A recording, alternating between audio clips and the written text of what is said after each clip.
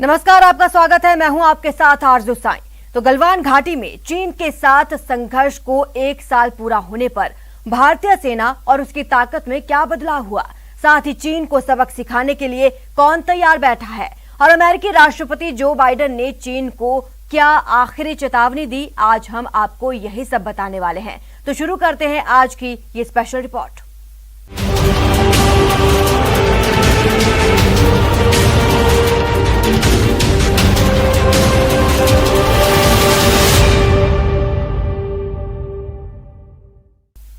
चीन के साथ गलवान में हुए संघर्ष को 1 साल बीत चुका और इस 1 साल में चीन अपनी साजिशों से बाज नहीं आया। लिहाजा भारत ने गलवान घाटी और पूर्वी लद्दाख समेत दूसरे विवादित इलाकों में अपनी सैन्य ताकत बढ़ानी शुरू कर दी है। भारत ने ऐसे मारक हथियार तैनात किए जिससे चीन भी घबराता है।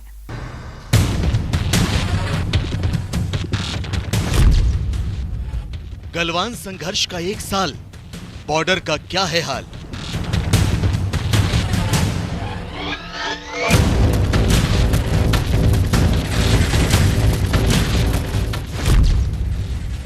चीन ने बुना मकर जाल तो भारत करेगा पलटवार। खून का टीका पहना था जो अपना सीना चीर।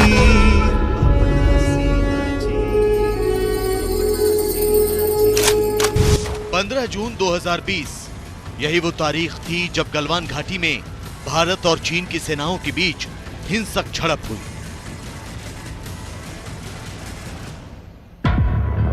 इस खूनी संघर्ष में 20 भारतीय सैनिक शहीद हो गए थे। चीन ने खुद माना कि उसके 5 सैन्य अधिकारी और जवान मारे गए थे।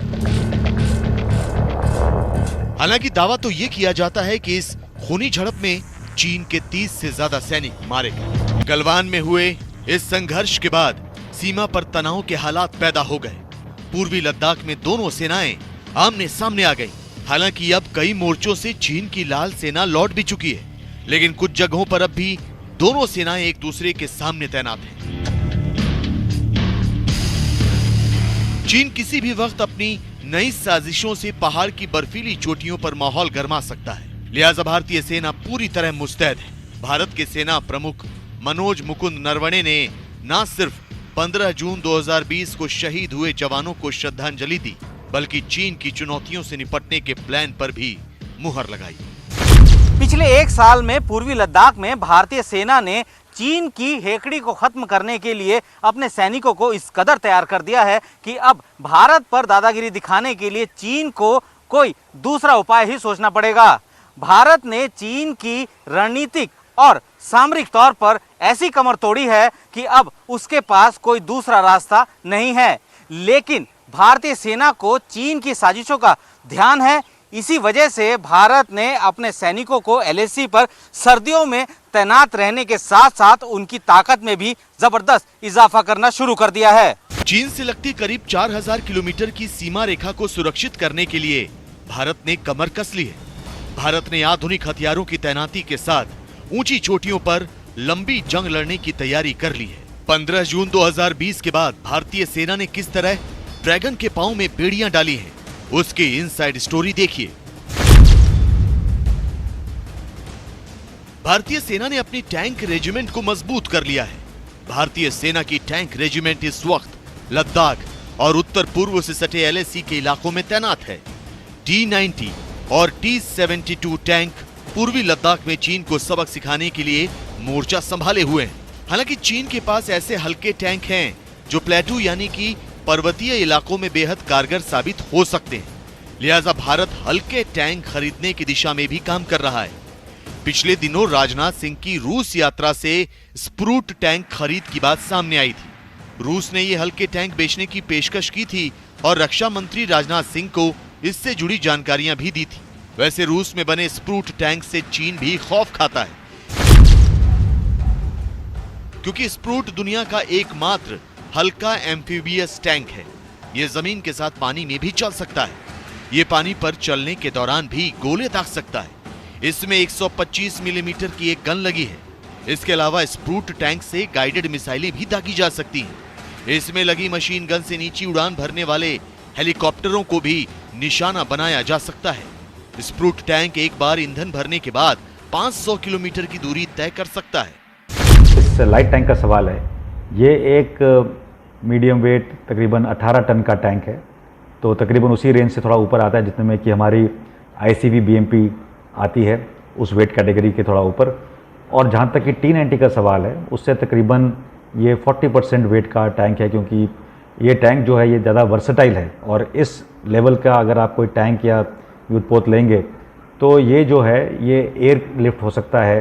और जो कमियां आई थी हैवी टैंक को ले जाने के लिए प्लेटो तक, तिब्बत के एरिया तक हमारे तरफ से, उस पर जो ईज़ ऑफ मोबिलिटी है वो इस लाइट टैंक के द्वारा हासिल किया जा सकता है।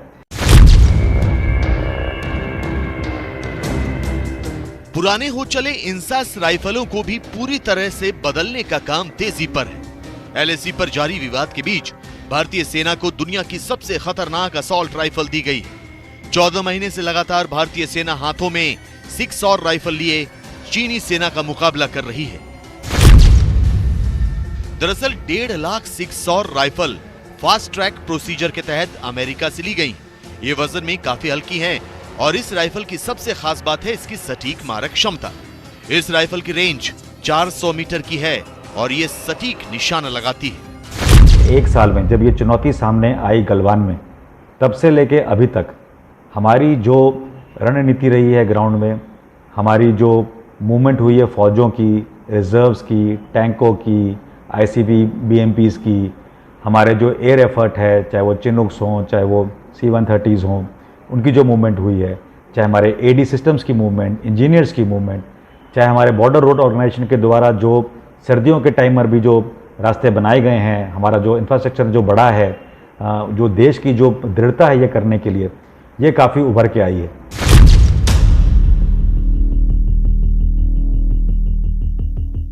पूर्वी लद्दाख के पैंगोंग त्सो झील में चीन हमेशा से पेट्रोलिंग के दौरान अपनी बोट के जरिए भारतीय बोट को टक्कर मारकर नुकसान पहुंचाने और डुबोने की कोशिश में लगा रहता था। लेकिन अब उन बोट को टक्कर देने के लिए नई स्टील बोट तैयार की गई है, जिनकी तैनाती शुरू भी हो चुकी है। ये नावें नई तकनीक से लैस हैं। इन्हें स्पेशल स्टील और स्पेशल धातु से बनाया गया है और अत्याधुनिक सर्वेलेंस और कम्युनिकेशन उपकरण लगाए गए हैं। नई बोट में जवानों के बैठने की भी ज्यादा जगह है। मतलब ये कि चीन की बोट वाली साजिश पर भी भारत ने चोट कर दी है। वैसे इसके अलावा सेना को special high altitude tent, anti riot gear, light machine gun, artillery gun और खास तरह के कपड़े मुहैया कराए गए हैं। तैनात हजारों आंखें सरहद पर हरदम, देश की करते हैं हिफाजत, मरते दम तक हम, मरते दम तक हम। जाहिर है भारतीय सेना गलवान में हुए संघर्ष के 1 साल बाद अपनी ताकत को कई गुना बढ़ा चुकी है। अगर चीन ने कोई नई चाल चली तो इसका अंजाम भुगतने के लिए उसे तैयार रहना होगा। भारत के वीर सपूत इस बार पहले से कहीं ज्यादा बड़ा और तगड़ा प्रहार करेंगे। चीन की साजिशों की वजह से भारत को अपनी सैन्य ताकत में इजाफा करना पड़ रहा है, तो अमेरिका भी चीन को सबक सिखाने के लिए ऑपरेशन 30 पर काम करना शुरू कर चुका है। 7 देशों के समूह G7 के हुंकार के बाद अब 30 देशों के संगठन नाटो ने चीन पर लगाम लगाने की कसम खाई है। नाटो ने कहा कि वो चीन के विस्तारवाद, महत्वाकांक्षा और साजिशों पर ऐसा प्रहार करेगा कि वो सहम उठेगा।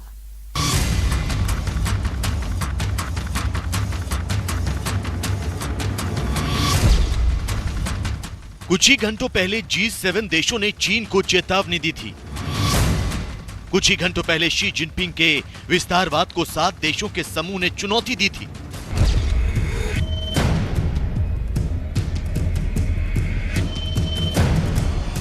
तो अब ड्रैगन को नाटो ने चेतावनी दी है। नाटो ने चीन को एक गंभीर चुनौती बताया है। नाटो के नेताओं ने ऐलान किया है कि चीन दुनिया की सुरक्षा के लिए लगातार चुनौती बनता जा रहा है। चीन अंतर्राष्ट्रीय नियमों से अलग अपने कायदे कानून बना रहा है। चीन काफी तेजी से परमाणु मिसाइल विकसित कर रहा है। China's growing influence and international policies presents challenges to alliance security. what you have to realize is that NATO has come a long way. The first time we mentioned China in a communique, in a document, in decision from NATO leaders was 18 months ago.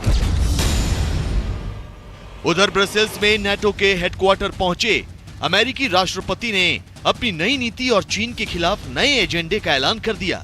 Joe Biden ने कहा कि Europe की सुरक्षा America की एक अहम जिम्मेदारी है। किसी भी देश से यूरोप को डरने की जरूरत नहीं है। अमेरिका उनके साथ मौजूद है। अमेरिका के रहते यूरोप का कोई कुछ नहीं कर सकता। नाटो हम सभी के लिए बेहद महत्वपूर्ण है।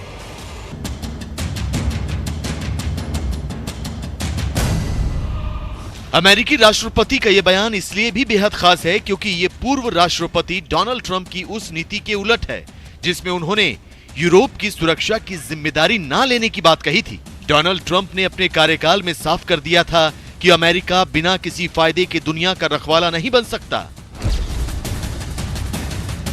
ट्रंप ने यूरोप को उसकी सुरक्षा से पीछे हटने तक की चेतावनी भी दे दी थी।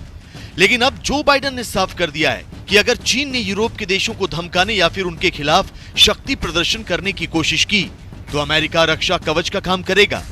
जरूरत पड़ी तो अमेरिका चीन पर पलटवार भी कर सकता है।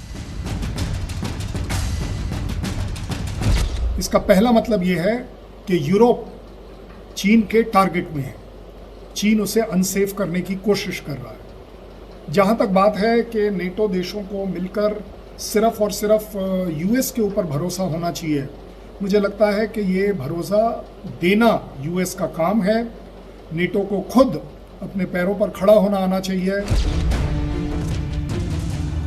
विस्तारवाद की रणनीति पर अमल करने के साथ चीन अंतरिक्ष और साइबर वॉरफेयर की अपनी क्षमताओं को बढ़ाने में जुटा हुआ है। इस वजह से अंतर्राष्ट्रीय व्यवस्थाओं पर खतरा पैदा हो रहा है। लिहाजा नाटो ने चीन पर नकेल कसने का ऐलान कर दिया है। लेकिन सवाल ये कि क्या चीन शांत बैठ जाएगा? क्या चीन नाटो की चेतावनी को गंभीरता से लेगा? फिलहाल ऐसा होता नजर नहीं आ रहा।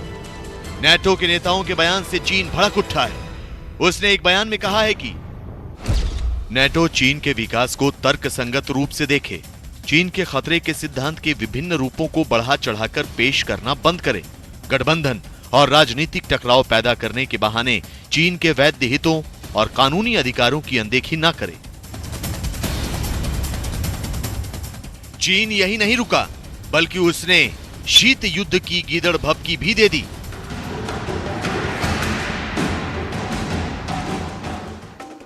यहां रुकते हैं, एक छोटे से ब्रेक के लिए जल्द हाजिर होंगे।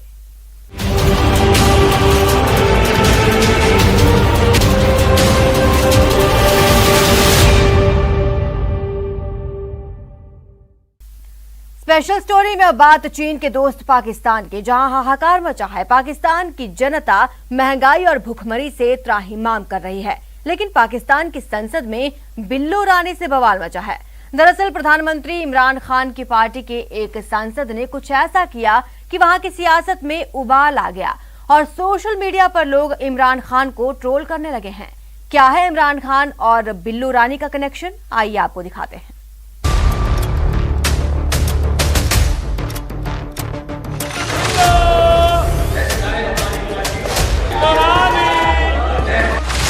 इमरान के सामने सांसद की बदजुबानी।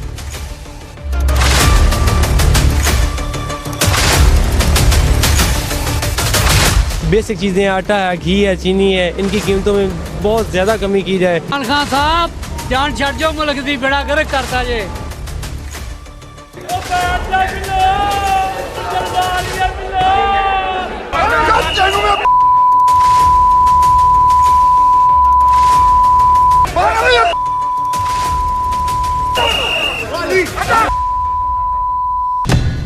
जनता पर महंगाई की मार, संसद में हुई छेड़खानी।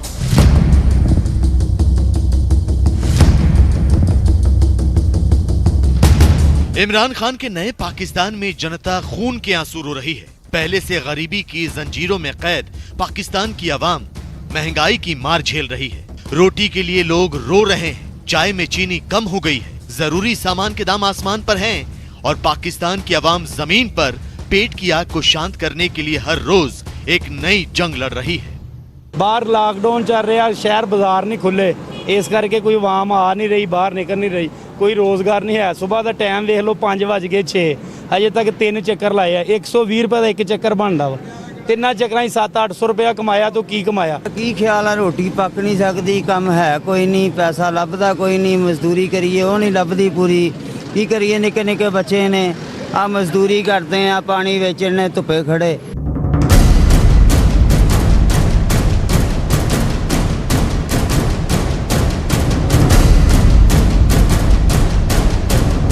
जनता की परेशानियों को कम करने की जिम्मेदारी किसकी है?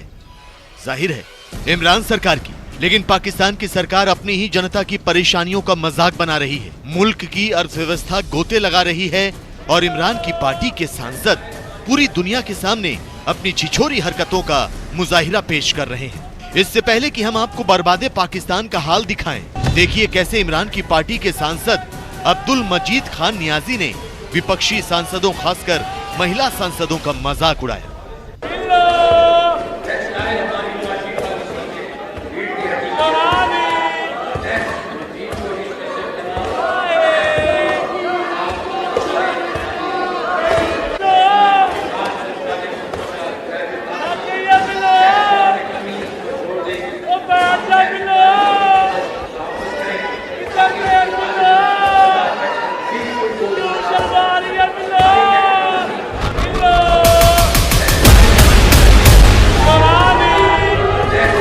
जून को शूट किए गए इस वीडियो में इमरान खान नियाजी की पार्टी के सांसद अब्दुल मजीद खान नियाजी ने एक महिला सांसद के खिलाफ असंसदीय भाषा का इस्तेमाल किया।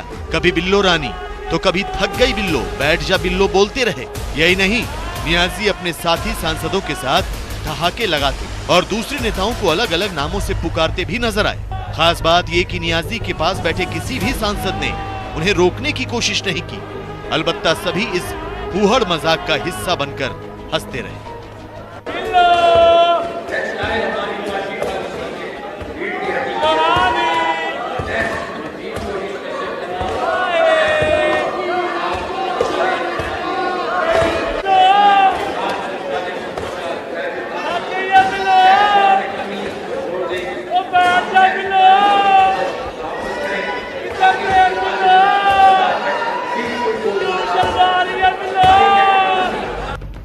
दरअसल पिछले हफ्ते गधों की आबादी में इजाफे के बाद विपक्षी नेताओं ने पाकिस्तान के प्रधानमंत्री इमरान खान के खिलाफ विरोध प्रदर्शन किया था। वित्त मंत्री शौकत तरीन की ओर से बजट पेश करते ही इमरान खान की सरकार के विरोध में हाथों में प्ले कार्ड लेते हुए विपक्ष के नेता जमा हो गए। विपक्ष के नेताओं ने इमरान खान के खिलाफ गधा राजा की सरकार नहीं चलेगी के नारे भी लगाए थे।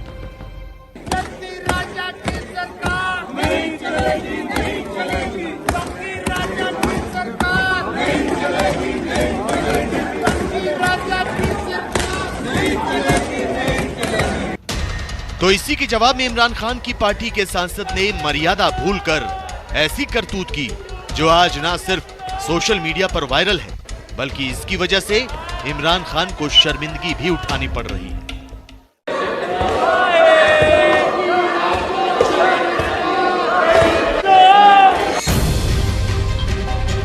एक नियाजी ने दूसरे नियाजी की इंटरनेशनल बेइज्जती तो करा ही दी, लेकिन पाकिस्तान की इमरान सरकार भी अपना मजाक बनाने पर तुली है।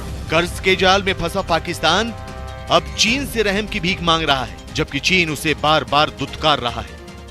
महंगाई से जूझ रही पाकिस्तान की जनता के लिए आने वाले दिन और ज्यादा मुश्किल भरे हो सकते हैं। उसका जिम्मेदार है पाकिस्तान सरकार की कर्ज नीति। खबर यह है कि पाकिस्तान के पास कर्ज का ब्याज तक चुकाने के लिए पैसे नहीं है। चीन को 100 करोड़ रुपए पाकिस्तान को जो लौटाने हैं, उसके लिए उसने 1 साल का वक्त मांगा है। पाकिस्तान की अर्थव्यवस्था तो कब की पटरी से उतर चुकी थी, अब वो वेंटिलेटर पर है।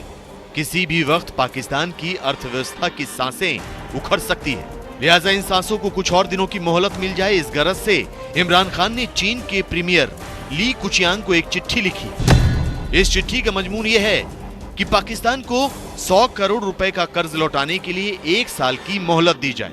पाकिस्तान की अर्थव्यवस्था पर बहुत ज्यादा दबाव है, ऐसे में 23 जुलाई की तय तारीख पर पाकिस्तान चीन को कर्ज के पैसे नहीं लौटा पाएगा। लेकिन सवाल ये कि अगर पाकिस्तान को चीन ने 12 महीनों की मोहलत दे भी दी तो इन 12 महीनों में इमरान खान ऐसा क्या चमत्कार कर देंगे कि वो आसानी से चीन को 100 करोड़ रुपए लौटा पाएंगे। इंडस्ट्री जो है उनकी बिल्कुल बैठ चुकी है। नई मॉडर्नाइजेशन प्रोसेस वगैरह जो उनको अप्लाई करना था वो नहीं किया है उन्हीं ने, और ना ही उनके पास फॉरेन इन्वेस्टमेंट कोई उस मुल्क में लगाने को तैयार है। बड़ी कंपनी भी नहीं आ रही है। इस कारणवश उनकी दशा बहुत ख़राब है।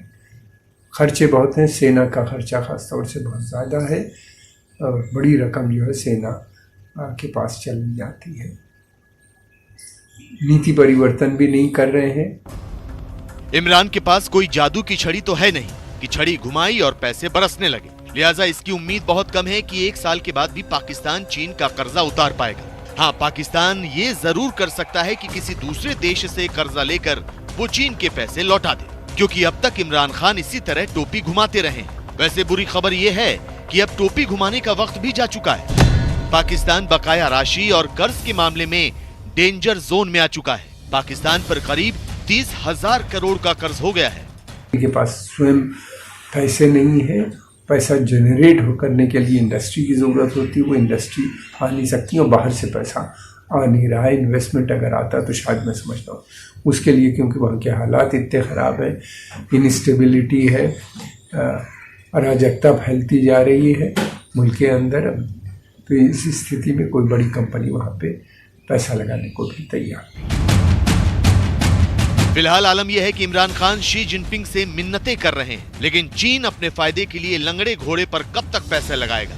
इससे पहले भी चीन ने पाकिस्तान को पैसे देने से इनकार किया था। अब इस बार भी वो अपने पैसे वापस मांगने लगा तो पाकिस्तान किसका दरवाजा खटखटाएगा। जाहिर है ना तो पाकिस्तान की मैंगो डिप्लोमेसी काम आ रही है और ना ही अफगानिस्तान के बहाने अमेरिका को ब्लैकमेल करने की रणनीति। मतलब ये कि पाकिस्तान का अस्तित्व बहुत जल्द मिटने वाला है।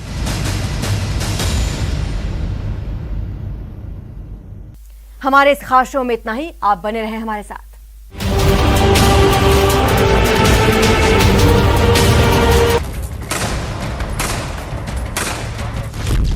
अफगान सेना का वार, तालिबान का पलटवार।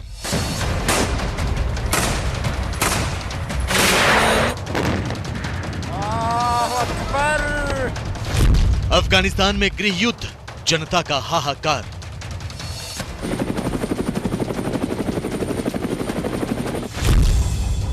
इस साल सितंबर तक अमेरिका की सेना अफगानिस्तान छोड़कर चली जाएगी। करीब 20 साल से ज्यादा का वक्त गुजारने के बाद अमेरिकी फौज वतन लौट जाएगी। लेकिन अमेरिकी फौज की पूर्ण वापसी से पहले ही आतंकी संगठन तालिबान ने जंग का ऐलान कर दिया है। तालिबान धीरे धीरे अफगानिस्तान में एक बार फिर अपने पैर पसारता जा रहा है। ये कहना गलत नहीं होगा कि अफगानिस्तान में तालिबान का सफेद झंडा लहराने लगा है। यकीन नहीं होता तो ये वीडियो देखिए।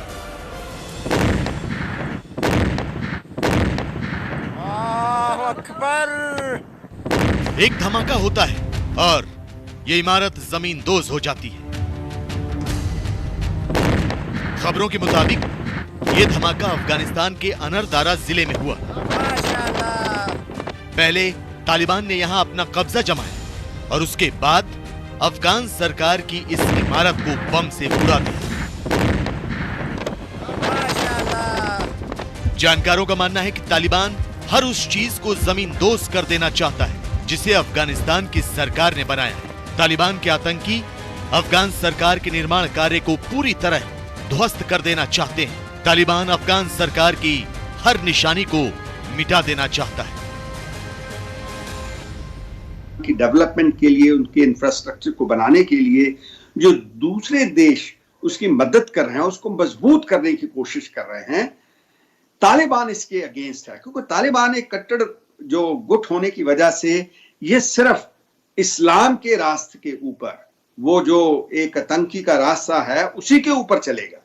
तो इसको इस चीज का कुछ ज्ञान नहीं है कि अगर अफगानिस्तान एक डेवलप्ड देश होता है, इसके अंदर इंफ्रास्ट्रक्चर बनता है, तो उसके साथ अफगानिस्तान और उसके लोगों का फायदा है।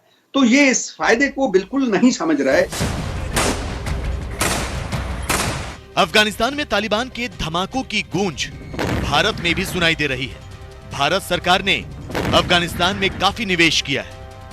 अफगानिस्तान में भारत ने कई निर्माण कार्यों को अंजाम दिया है और कुछ तो अब भी जारी है। लेकिन जिस तरह तालिबान का प्रभाव बढ़ रहा है, उससे भारतीय निवेश भी खतरे में पड़ सकता है। आपको बता दें कि तालिबान धीरे धीरे पूरे अफगानिस्तान पर कब्जा करने की रणनीति को अमली जामा पहनाने की कोशिश कर रहा है। अफगानिस्तान में कुल 421 जिले हैं। इनमें से 106 जिलों पर तालिबान ने कब्जा कर लिया है, जबकि अफगान सेना सिर्फ 94 जिलों पर काबिज है। यही नहीं, 198 जिलों के लिए तालिबान और अफगान सेना के बीच जंग चल रही है। गौर करने वाली बात यह कि पिछले 6 हफ्तों में ही आतंकी संगठन तालिबान ने अफगानिस्तान के 32 जिलों पर कब्जा जमा लिया। हालांकि अफगानिस्तान की सेना तालिबान के खिलाफ जंग में जीत के लिए एड़ी चोटी का जोर लगा रही है। पिछले 24 घंटों में ही तालिबान के करीब 200 आतंकी ढेर किए जा चुके हैं।